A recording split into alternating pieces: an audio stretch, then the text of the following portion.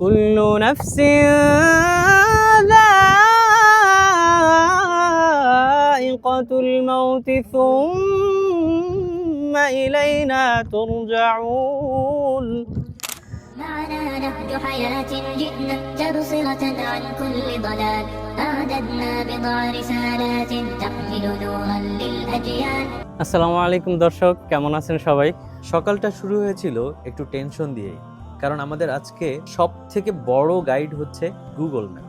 আল্লাহই জানে সেদিন ওর কি হয়েছিল, হয়তো মন খারাপ ছিল, যেদিকে যাওয়ার কথা সেদিকে না গিয়ে মনে হচ্ছিল যে ট্রলার ভ্রমণের আগেই পুরা গাজীপুরটাকে একবার ভ্রমণ করে দেখাবে। এদিকে আমরা পৌঁছাতে পৌঁছাতে বেশ দেরি হয়ে গিয়েছিল। ভালো লাগার বিষয় হলো দেরির জন্য কেউই বিরক্ত ছিল না, উল্টো শুরু থেকেই পুরো পরিবেশটা ছিল হাসি ঠাট্টায় ভরপুর। আর সবকিছু দেখে মনে হচ্ছিল সাথে আমাদের রান্নাঘরকেও ট্যুরে নিয়ে যাচ্ছি।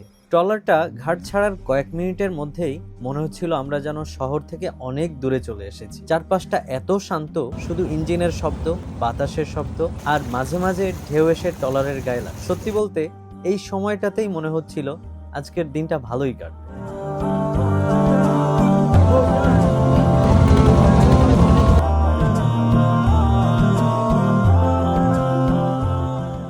নদীর এই অংশটা আমার কাছে সব থেকে বেশি ভালো লেগেছে। দুই পাশে বড় বড় গাছ, মাঝখানে সরু নদী।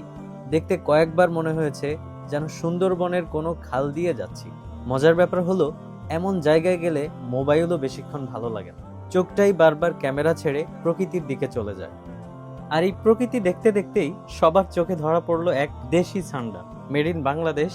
আমরা তো মোটামুটি হিসাব শুরু করে দিলাম যে আজকে মনে হয় মুরগির মেনুর সাথে আর একটা আইটেম ফ্রি যোগ হয়ে যাবে, কিন্তু বেচারা মনে হয় দূর থেকেই আমাদের চেহারা দেখে আমাদের প্ল্যানটা বুঝে ফেলেছিল। নৌকা কাছে যাওয়ার আগেই মোটামুটি সে বেঁচে সার।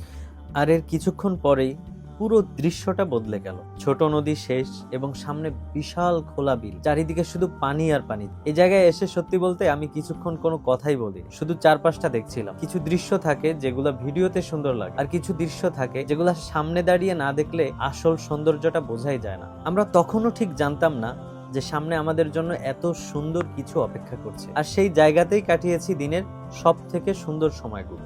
অনেকক্ষণ একটানা নদীতে থাকার পর আমরা একটু বিরতি নিলাম। আসলে সামনে আরো অনেকটা পথ বাকি ছিল, তাই সবাই একটু নেমে হাত মুখ ধুয়ে নিল, যার যা দরকার সেরে নিল। এই সুযোগে আমিও একটু চারপাশে হাঁটাহাঁটি করলাম। দেখেন, এমন সাধারণ একটা গ্রামের দৃশ্য কেন যেন ক্যামেরায় আরো বেশি সুন্দর লাগে। দুই একটা গরু ঘাস খাচ্ছে, চারপাশে নিরিবিলি পরিবেশ, কোনো হর্ন নেই, কোনো ব্যস্ততা নেই, শুধু গ্রামের সেই চিরচেনা শান্তিটা। অনেক সময় বড় বড় টুরিস্ট স্পটের চেয়েও এমন ছোট ছোট মুহূর্তগুলো বেশি মনে থাকে। হয়তো 5-10 মিনিটের বিরতি, কিন্তু এই বিরতিটা পুরো সফরের একটা সৌন্দর্যের অংশ হয়ে যায়। এরপরে সবাই একে একে ট্রলারে উঠে পড়লাম, কারণ সামনে যে দৃশ্যটা অপেক্ষা করছিল সেটাই ছিল পুরো দিনের সব থেকে সুন্দর চমক। অনেকটা পথ আবার পাড়ি দেওয়ার পর অবশেষে আমরা পৌঁছে গেলাম। সত্যি বলতে ট্রলার থেকে নামার আগেই জায়গাটা আমার অনেক ভালো লেগেছিল। চারপাশে নদী আর বাকি মাঝখানে ছিল শুধু সবুজ আর সবুজ। এই ধরনের জায়গায় দাঁড়ালেই কেন যেন মনে হয় জীবনে ব্যস্ততা আর জীবনে দুশ্চিন্তা বলতে কিছু নেই। তো ট্রলার থেকে নেমে সবকিছু গুছিয়ে আমরা একটা কাজ করলাম, সেটা আমার কাছে পুরো দিনের সবচেয়ে সুন্দর মুহূর্তগুলোর একটা। এত সুন্দর একটা পরিবেশ, তাই ভাবলাম একটু কোরআন শরীফ থেকে তেলাওয়াত হয়ে যাক। قال سآوي إلى جبل يعصمني من الماء قال لا عاصم اليوم من أمر الله إلا من رحم وحال بينهما الموج فكان من المغرقين والشمس وضحاها والقمر إذا تلاها والنهار إذا جلاها। বিশ্বাস করেন, নদীর বাতাস, পানির শব্দ আর কোরআনের এই তেলাওয়াত, এই তিনটা একসাথে মিলে যে অনুভূতি তৈরি করেছিল ওটা ক্যামেরায় পুরোটা কখনোই ধরা সম্ভব না। দেখেন কত সুন্দর রান্নাবাড়া করতেছি, সবকিছু আমি কাটলাম এরকম একটা ভাব নিয়ে ক্যামেরার সামনে মোটামুটি পুরো ক্রেডিটটা নিলাম। এটাই বোঝা যাচ্ছে মূলত আসলে কিন্তু না, সবাই হাত দিয়েছে, সবাই মোটামুটি রান্নার কাজে ছিল, আমি একটু কম ছিলাম। আর এই কড়া রোদে একটু টক জাতীয় কোনো কিছু বা ঝাল জাতীয় কোনো কিছু হইলে কিন্তু খারাপ হইতো না। এটা আমরা মনে মনে ভাবতেছিলাম। ঠিক তখনই দূর থেকে একটা ছোট্ট নৌকা চোখে পড়লো, আর এই নৌকায় ছিলেন একজন ইন্টারেস্টিং মানুষ। লোকটাকে দেখলে আমার কাছে একটু মাইকেল জ্যাকসন টাইপের লাগে আর কি। তার ক্যাপ, স্টাইল আর হাঁটার ভঙ্গি সব মিলিয়ে একদম ইউনিক একজন মানুষ। ওনার নৌকায় ছিল কাঁঠাল, পেয়ারা, আর দুপুরে রোদের মধ্যে বিশ্বাস করেন ভাই, ওই পেয়ারাগুলো এমন সময় এসেছে মনে হচ্ছিল আল্লাহর পক্ষ থেকে একটা বোনাস। সবাই মিলে পেয়ারা খেলাম, আড্ডা দিলাম। এই ছোট ছোট মুহূর্তগুলো আসলেই ট্রিপকে অনেক সুন্দর করে তোলে। এদিকে অপেক্ষা করতে করতে ফুটবলও হাজির। মোটামুটি সুন্দর একটা মাঠ ছিল, গোছানো মাঠ। সবাই মিলে আমাদের ম্যাচ হয়ে গেল। খুব সুন্দর ভাবেই এই সময়টা কেটে গেল আমাদের। দেখেন কত সুন্দর শাপলা, এই শাপলা দেখে আরো ভালো লাগলো। আসলে এই ট্রিপগুলো কিন্তু অনেক খরচ বা অনেক ব্যয়বহুল হয় না, কিন্তু এর স্মৃতির দামগুলো অনেক।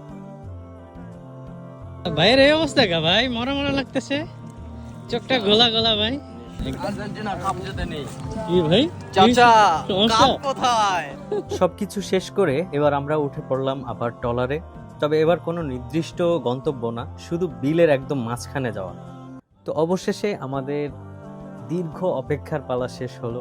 সবাই মোটামুটি খাওয়ার জন্য প্রস্তুত হয়ে আছে অধীর আগ্রহে। এই যে এক ভাই দেখেন পেঁয়াজ কাটছে কত স্পিডে, ভাই রে ভাই, কি স্কিল শুধু দেখেন।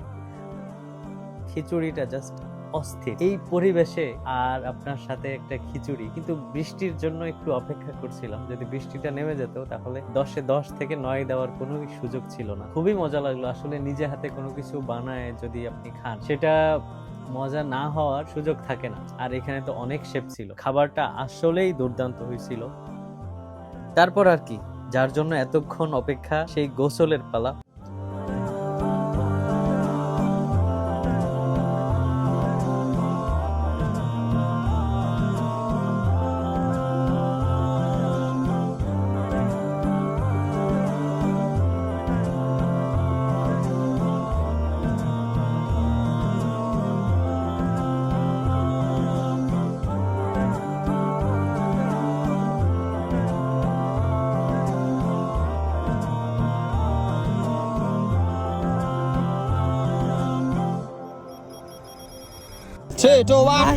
আর কত দূর ভাই ইতালি?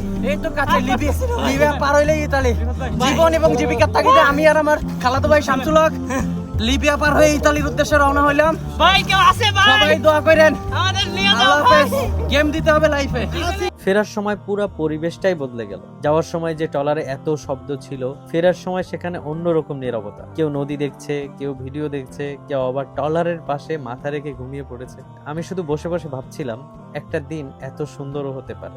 অবশেষে আমরা আবার সেই ঘাটে ফিরে এলাম যেখান থেকে সকালে যাত্রাটা শুরু করেছিলাম। সকালে হাতে ছিল শুধু একটা প্ল্যান, আর এখন সঙ্গে নিয়ে ফিরছি এক গাদা গল্প, এক গাদা হাসি, আর অনেক সুন্দর কিছু স্মৃতি। আসলে একটা জিনিস আমি বিশ্বাস করি, জায়গা সুন্দর হলেই যে ট্রিপ সুন্দর হয় সেটা না, সাথে থাকা মানুষগুলো যদি মনের মতো হয়, সাধারণ একটা দিনও কিন্তু অসাধারণ হয়ে যায়। যদি পুরো ভিডিওটা এখন পর্যন্ত কেউ দেখে থাকেন, তাহলে সত্যিই আপনাদেরকে অনেক অনেক ধন্যবাদ। আরেকটা কথা, আপনাদের এলাকায় যদি এমন কোনো সুন্দর নিরিবিলি প্রকৃতিতে ভরা জায়গা থাকে, কমেন্টে অবশ্যই জানাবেন। হয়তো কোনো একদিন ইনশাল্লাহ ক্যামেরা নিয়ে আপনাদের এলাকাতেই হাজির হয়ে যাব। কমেন্টে এটা লিখে জানাতে একদমই ভুলবেন না আপনাদের গ্রামের বাড়ি কোথায়। হয়তো পরের ভ্রমণটা হবে ইনশাল্লাহ সেখানে। আজ এ পর্যন্তই, আবার দেখা হবে নতুন কোনো গল্প নিয়ে। সবাই ভালো থাকবেন, সুস্থ থাকবেন। আসসালামু আলাইকুম।